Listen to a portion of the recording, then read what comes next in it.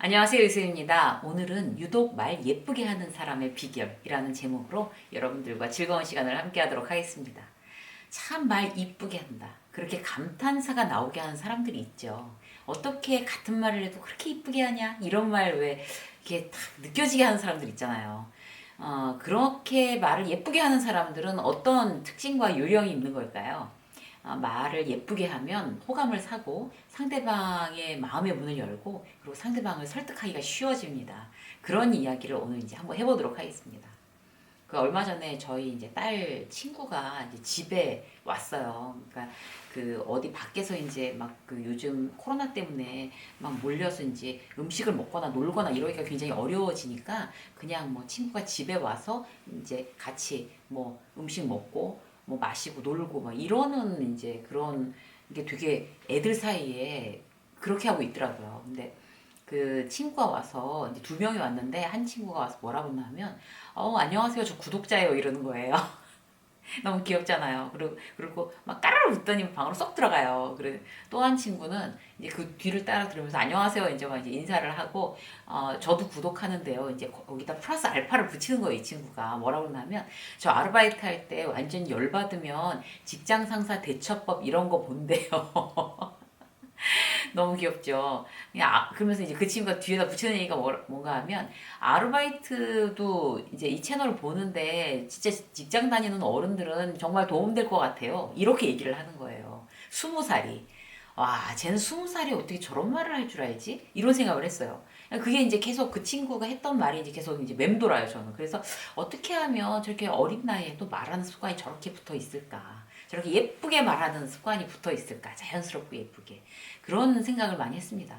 이제 같은 말, 어떤 같은 뜻으로 하는 얘기라도 이제 사소한 말투에 의해서 굉장히 뉘앙스가 달라지고 사람들은 큰 영향을 받죠. 그러니까 왜 우리가 아다르고 어다르다 막 이런 말 하잖아요. 그게 이제 괜히 있는 말이 아닌 것 같아요, 정말. 그야말로 진짜 아다르고 어다른 게 바로 이제 이런 말투인데 어떤 사람이 말하면 그냥 이쁘고 어떤 사람은 참 주는 거 없이 말도 참 안 예쁘게 한다. 막 이런 느낌 들 수 있잖아요. 특히나 조직 생활에 있어서는 이제 말을 이쁘게 하고 안 하고가 직장 생활의 어떤 성패를 가르는데 대단히 중요한 역할을 합니다. 그리고 직장 생활이 편해질 수 있는 방법이 되기도 하고 직장 생활을 참 고달프게 할 수 있는 방법이 되기도 하는 거죠. 그런 굉장히 큰 영향을 끼치는 어떤 그런 말을 예쁘게 하는 그래서 상대의 마음을 움직일 수 있는 그런 그 비결이 어떤 건지 구체적으로 알아보도록 하겠습니다. 세 가지인데요. 첫 번째는 이제 라벨 효과예요. 라벨 효과. 우리가 이제 듣기 싫은 말 이런 게 주로 어떤 거 있을까요? 막 잔소리 이런 거 있잖아요. 잔소리 그리고 내가 뭘 잘못했다고 나를 비난하는 말 이런 말. 근데 사실 이게 회사에서 조직 생활을 하면 그런 말을 안 할 수가 없죠. 그리고 그런 말 안 하는 것도 직무유기잖아요.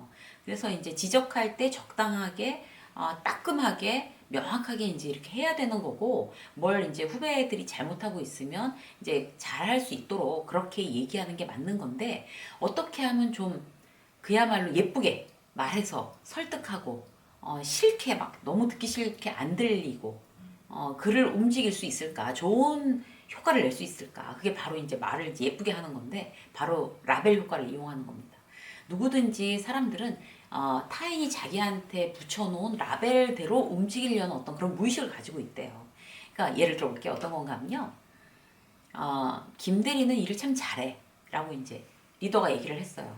그리고 김대리는 틀림이 없어. 김대리한테 맡겨놓으면 안심이 된다니까. 김대리가 확인했으면 돼. 김대리가 확인했으면 됐어. 이런 거. 이런 말을 듣는 직원은 더 그 라벨에 맞춰서 행동하라는 경향들이 있는 거죠. 이게 라벨 효과입니다. 그래서 김대리는 일을 잘해라고 얘기를 해놓으면 듣는 김대리는 나는 일을 잘하는 사람으로 이미 라벨이 붙어 있는 거예요. 그렇기 때문에 더욱더 잘하려고 노력하는 거죠. 그리고 김대리가 봤어? 그럼 괜찮아. 그럼 확실해. 라고 하면 김대리는 뭔가 숫자를 확인하거나 이럴 때 정말 이제 틀리지 않게끔 내가 보면 우리 리더가 우리 직장 상사가 그럼 네가 했으면 됐어 라고 얘기를 하니까 얼마나 열심히 봐야 되겠어요. 그래서 그런 어떤 라벨 효과를 노리는 거 대단히 중요합니다. 그 미국의 그 대학교 연구팀이 이제 초등학생들을 대상으로 해서 이제 초등학교를 대상으로 해서 이제 실험을 한 거예요. 깨끗한 반 쓰레기이라고 이제 붙여놓은 이제 그 라벨을 붙인 학급에서는요, 쓰레기가 떨어져 있을 때 82%의 학생들이 그걸 주웠대요. 그런데 그런 라벨을 붙이지 않은 학급에서는 쓰레기를 줍는 아이들이 한 27%에 그쳤다는 거죠. 라벨 효과가 그만큼 참 중요합니다. 그래서 김 대리가 이제 일을 자꾸 뭔가 이렇게 리포트에 뭐 오자를 내고 숫자를 틀리고 그렇게 하면 똑바로 안 해! 이러면서 막 소리를 지르거나 한 번만 더 그러면 이제 가만 안 두겠어라든지 이렇게 하는 것보다 라벨, 숫자나 오탈자가 당신 리포트에서는 절대 나오지 않는군이라는 어떤 라벨을 붙여주는 거. 당신이 한 리포트에 대해서는 뭐 믿을 수 있지 라는 어떤 라벨을 붙여주고 기회를 주는 게 훨씬 더 그를 일을 더 잘할 수 있는 사람으로 만드는데 효과적이라고 합니다. 이런 거 있잖아요. 그리고 이제 또 하나 이제 더 중요한 건 뭔가 하면 다른 사람이 있을 때 라벨을 붙이는 것도 더 효과적인 것 같아요. 예를 들어 볼게요. 남편을 두고 이제 만약에 친정에 같이 갔을 때 남편한테 이제 뭐 원하는 게 있잖아요. 그러면 이제 부모님한테 그렇게 얘기하는 거죠. 아우 뭐 만약 김서방이면 김서방 이는 주말이 더 부지런해 막 이러면서 엄마 아버지한테 얘기해 주는 거죠. 주말이 더 부지런해. 운동하고 뭐 집안 청소하고 아우 주말엔 나무랄 데가 없어요. 막 이렇게. 그게 이제 남편인 김서방도 듣게끔 그 다음에 엄마 아버지한테 이제 하는 얘기지만 그렇게 라벨을 붙여놓는 거 대단히 효과 있습니다. 가서 막 남편을 그냥 주말에 맨날 소파와 혼연일체가 돼서 내가 못 살아 못 살아 저희한테 뭐라고 좀 해줘요 라고 예쁘지 않게 말하는 것보다 훨씬 더 효과가 있다는 거죠. 그리고 이제 뭐 아이가 어쩌다가 이제 방을 치운 거예요. 그러면 방 청소를 잘하는 아이로 그때 탁 기회에 치고 들어가서 라벨을 붙이는 거죠. 어머 세상에 정말 방 청소를 잘하는 우리 예쁜 딸, 우리 멋진 아들 이렇게 라벨을 붙이는 거죠. 근데 이제 거기다 대고 거봐 치우니까 얼마나 좋냐 맨날 이렇게 하란 말이야 막 이렇게 하는 거는 예쁘지 않은 말하기, 설득할 수 없는 말하기 이렇게 됩니다. 자, 두 번째 볼까요? 에피소드 설득이에요. 에피소드 설득. 이제 실제로 이제 있었던 일인데요. 이제 제 아는 지인이 이제 쇼핑몰 안에서 이제 그 식당을 하는데 거기 이제 아르바이트를 구한 거예요. 근데 아르바이트가 해야 될 일이 이제 마감하는 아르바이트는 맨 마지막에 쓰레기를 이제 가서 그 쓰레기 모아놓는 그런 이제 그 마트니까 그런 데가 있을 거 아니에요. 업소용 쓰레기 모아놓는 데다가 갖다 버리고 오는 것까지가 이제 마무리인가 봐요. 그런데 그 아르바이트가 가 쓰레기 버리고 오라 그러니까 저 쓰레기 버리기 싫다고 그러더래요. 얼마나 괘씸해요. 아니 쓰레기가 버리기 싫다니 그게 무슨 말이야. 아르바이트의 업무인데. 저 쓰레기 버리기 싫어요. 쓰레기 안 버릴 거예요. 뭐 쓰레기 버리라고 하면 그만두죠. 뭐 이랬다는 거예요. 그래가지고 근데 이제 그 애를 그냥 너무 괘씸해서 그만두게 할 수도 있었지만 이제 누구한테 막 소개받고 이런 아르바이트를 해서 이제 그 친구가 뭐 이만저만 쓰레기 못 버린다고 해서 얘는 못 쓰겠다라고 그 이제 소개해준 사람한테 전화를 했었나 봐요. 저희 지인이. 근데 이제 그 사람 얘기가 그 아이가 엘리베이터에 갇혔던 이제 경험이 있어서 그 트라우마가 있어서 혼자 엘리베이터를 못 타. 이렇게 얘기를 해준 거예요. 그래서 그 얘기를 그 아르바이트, 그래서 이제 이 친구가 쓰레기 버리러 못 간다고 그랬구나, 혼자 엘리베이터를 타는 게 무서워서. 그렇게 이제 이해를 했다는 거죠. 그래서 그런 일이 있었으면 얘기를 했다면 훨씬 더 이해하고 그럼 이제 다른 어떤 뭐 아르바이트랑 대체를 하든지 아니면 그 친구의 시간을 그러니까 뭐 그렇게 마감 시간이 아닌 걸로 옮겨주든지 이랬을 텐데 왜 말을 안 했을까? 그 아르바이트가 굉장히 융통성이 없다고 생각하지만 우리도 사실 그런 경우 많습니다. 어떤 누군가를 설득을 하거나 특히 부탁을 할 때는 거기에 대한 에피소드 그런 백그라운드, 배경이 되는 얘기들을 해주면 훨씬 더 그 사람이 나한테 협조적으로 나오게 됩니다. 그런 뒷배경 설명 없이 그냥 부탁을 하게 된다면 좀 이제 설득하기가 어려워지는 거죠. 그러니까 왜 이런 거예요. 예를 들어서 이제 회사에서 이제 내가 팀장인데, 내가 다음 주에 이제 집안에 어떤 그런 우환으로 며칠 휴가를 내야 되는 거예요. 그래서 다음 주에 끝내도 될 그 팀 프로젝트를 이번 주 내로 이제 다 끝내는 걸로 팀원들한테 공지를 한 거예요. 그래서 이번 주에 다 끝내자. 근데 팀원들은 다음 주까지 해도 되는 걸 알고 있거든요. 그런데 왜 이번 주에 야근을 하면서까지 왜 이걸 갖다가 이렇게 무리하게 땡겨서 해야 되느냐 막 불만들이 나오는데 이 팀장은 그걸 얘기하기가 싫은 거예요. 그러니까 그냥 모른 척하고 그냥 이번 주까지 해. 막 이렇게 얘기하면 굉장히 어떤 일의 효율이나 어떤 설득력이 떨어지는 거겠죠. 그럴 때 이제 에피소드 효과를 써야 됩니다. 다음 주에 내가 이만저만해서 이렇게 이제 자리를 비워야 되기 때문에 미안한데 이걸 이번 주까지 일을 다 끝마쳐야 되겠다. 라고 부탁을 하면 그 팀원들이 대단히 흔쾌히 그렇게 하시자고 이러면서 이제 하겠죠. 그래서 이제 에피소드 효과라는 건 너무 중요합니다. 가정에서도 마찬가지인 것 같아요. 예를 또 들어볼게요. 그러니까 내가 오늘 이제 회사에서 굉장히 안 좋은 일이 있었고 또 야근을 해야 되고 이런 상황이 된 거예요. 그럼 이제 남편한테 전화를 해서 부탁을 하는 거죠. 오늘 당신 일찍 퇴근해서 청소도 좀 하고 애들도 좀 재워 줄래요? 내가 그때 내가 오늘 회사에서 이런 일이 있어서 너무 지치고 내가 스트레스 받고 일찍 가지도 못할 것 같다. 이렇게 조근조근 에피소드를 얘기를 하면 남편이 당신 힘들겠네. 알았어. 내가 얼른 가서 뭐 치워놓고 애들 재울 테니까 당신 와서 쉬기만 하면 돼. 그렇게 하자고. 라고 얘기를 하겠죠. 그런데 거기다 대고 이제 짜증이 났으니까 남편한테 전화해서 그런 앞뒤는 다 잘라버리고 당신 오늘 일찍 가서 좀 청소하고 애들 좀 재워. 나 너무 힘들어. 라고만 얘기를 하면 남편이 나는 노냐? 이렇게 되는 거죠. 그렇기 때문에 어떤 누구한테 요청하거나 부탁할 때는 에피소드에 대한 이야기를 그런 이제 그 에피소드를 얘기를 해주는 거 이 부분이 상당히 상대와의 관계를 원활하게 하고 내가 부탁하는 거를 그 사람이 들어줄 수 있는 확률을 높일 수 있습니다. 세 번째는 어떤 건가 하면요. 긍정 프레임으로 설득하는 거예요. 긍정 프레임. 사람은 같은 내용이라도 부정적인 표현보다 긍정적인 표현을 훨씬 더 잘 받아들이죠. 그런 부분들을. 최대한 저 사람한테, 내가 얘기하고 있는 저 사람한테 이익이 있는 것처럼 그렇게 얘기를 해야지 상대방이 긍정적인 감정이 돌게 돼 있습니다.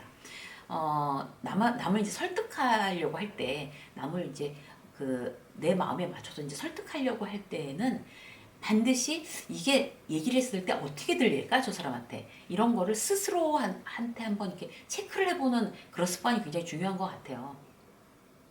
어떤 표현을 하든지 최대한 긍정적으로 저 사람이 이익이 될 수 있는 부분이 어떤 걸까? 그걸 내가 어필할 수 있는 부분이 어떤 걸까를 생각하면서 말하기. 이게 말을 예쁘게 하는 세 번째 방법이 되겠습니다. 이제 예를 들어볼게요. 딸이 이제 생일날 딸이 좋아하는 이제 어딘가로 가자고 이제 미리 약속을 한 거예요. 굉장히 예전부터 이제 여행을 가는 거였죠.